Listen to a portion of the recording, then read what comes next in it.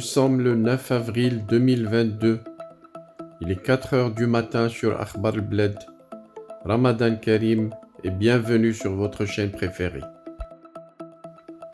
Les relations secrètes entre les renseignements espagnols et le Polisario. Alors que l'Espagne avait expulsé officiellement les représentants du Polisario à Madrid, suite à un attentat contre un patrouilleur espagnol dans l'océan Atlantique, c'était en 1985, ces services de renseignement avaient maintenu des relations secrètes avec le franc, allant même jusqu'à doter ces nouveaux émissaires d'un bureau dans la capitale espagnole.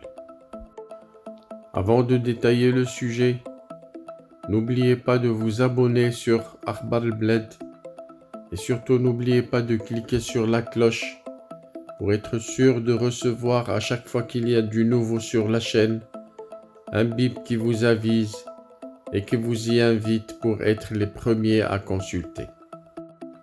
Ramadan Karim, bonjour.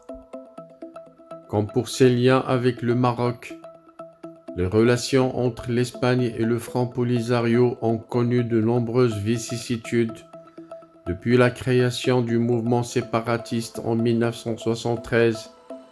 Madrid avait maintenu ses contacts avec les séparatistes au plus fort de ses crises avec le franc, notamment dans les années 1980, lorsque les milices du Polisario ont attaqué des navires de pêche espagnols dans l'océan Atlantique. Maintenant qu'il y a eu des accords maroco-espagnols qui ont mis fin à la crise diplomatique entre Rabat et Madrid depuis près d'un an, le site espagnol El Confidencial Digital a publié ce vendredi le contenu de documents secrets qu'il a obtenus, confirmant que le gouvernement espagnol annonçait publiquement le contraire de ce qu'il faisait en secret avec le franc Polisario dans les années 1980. À cette époque, Madrid maintenait encore des patrouilleurs de la marine dans les eaux du Sahara afin de protéger le bateau de pêche espagnol des harcèlements répétés du Polisario, mais en septembre 1985, l'un de ces patrouilleurs, le Togomago P-22, naviguant le long de la côte de Capo Blanco, au sud du Sahara, pour aider le bateau de pêche canarien Jean Quito, avant d'être visé par des projectiles tirés par les séparatistes, un caporal espagnol, Castro Rodriguez, décède dans cette attaque, en plus d'un pêcheur, tandis que les autres sont retenus en otage.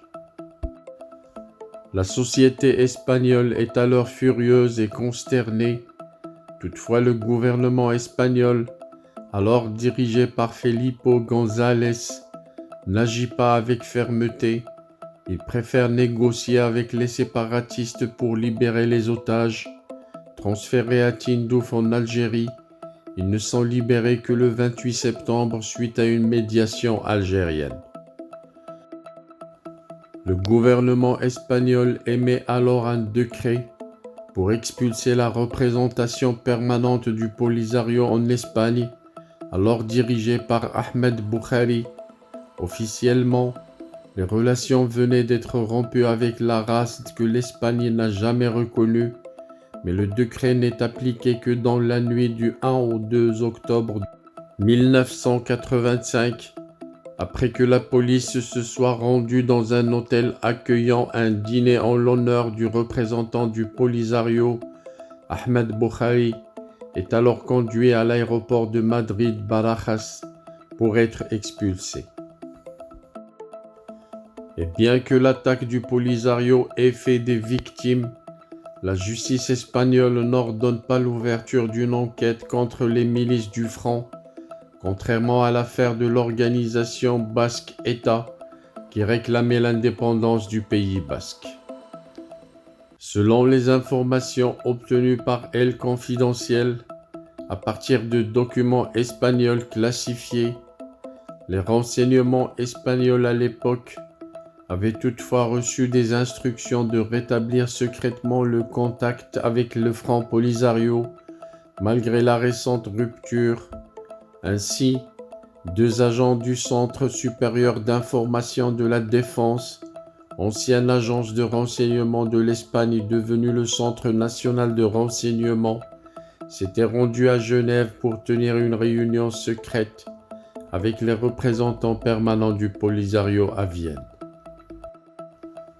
La rencontre des agents d'Emilio Alonso Manglano, alors directeur du CESID, avec les Sahraouis accrédités en Autriche, s'est tenue en Suisse afin de tromper les services secrets marocains qui surveillaient en Europe tous les mouvements de ceux qui étaient sans aucun doute leur principal ennemi.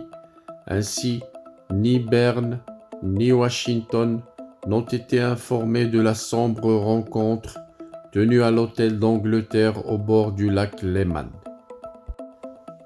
Comme prévu par la Moncloa, les émissaires du Polisario avaient exprimé aux agents leur intérêt à être à nouveau représentés en Espagne, même de manière officieuse et secrète, ce que le gouvernement de Madrid accepta. Pour ce faire, les représentants du mouvement séparatiste devaient éviter tout contact avec des institutions. Ils auraient même été informés qu'en cas d'établissement de contact avec un média espagnol ou étranger, le gouvernement les expulserait à nouveau et de manière définitive d'Espagne, alors que la Moncloa nierait avoir connaissance de leur mission diplomatique clandestine. 3 jours plus tard, le Polisario accepte la proposition espagnole et des personnes qui déménageraient immédiatement de Tindouf à Madrid en tant qu'ambassadeurs fantômes ont été désignés. Le CESID, conscient alors du manque de ressources financières du Polisario, a doté la nouvelle délégation d'un bureau secret à Madrid, en veillant à éliminer toute possibilité de savoir qui payait le loyer de la propriété. Si jamais la mission est découverte, la sécurité du bureau et son contrôle étaient également l'affaire des hommes de Manglano, bien que les locataires n'en aient pas été informés, ajoute la même source. En 1986, une nouvelle période de relations secrètes et fructueuses commence alors entre Madrid et le Polisario, marquée par les demandes du Front. Selon des procès-verbaux des réunions secrètes de cette année-là, le Polisario avait exigé entre autres un soutien à l'initiative des Nations Unies pour le référendum d'autodétermination, l'accès aux informations sur les projets militaires de Hassan II au Sahara et l'aide diplomatique de l'Espagne pour pouvoir renforcer les relations avec le reste des pays du Maghreb. Le mouvement séparatiste avait demandé aussi la possibilité ouverte d'envoyer des jeunes Sahraouis étudier en Espagne avec des bourses et des informations indiquant si le Maroc avait acheté ou allait acheter des armes ou des munitions à l'Espagne. Les émissaires du Front avaient également demandé à leur interlocuteur espagnol de faciliter un entretien avec le secrétaire américain à la Défense, John Tower, et avec l'avocat Chris Greiner. À partir de 1987, ces réunions qui avaient lieu dans un domaine de chasse à Arroyomolinos, au sud-ouest de Madrid, ont été rejointes par 2 agents de l'antenne de la CIA à Madrid, qui se contentaient d'observer et de prendre des notes.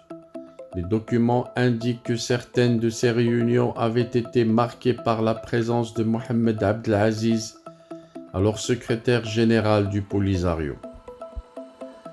Avec le changement de la situation et l'achèvement par le Maroc de la construction du mur des sables au Sahara, un accord de cessez-le-feu est signé en 1991 entre le Maroc et le Front Polisario, parrainé par l'Espagne, les États-Unis et les Nations Unies, Selon la même source, les États-Unis avaient assuré à plusieurs reprises au gouvernement espagnol qu'ils ne voulaient pas que le Sahara occidental, riche en phosphate, en fer et en zones de pêche, tombe entre les mains de l'Axe soviétique.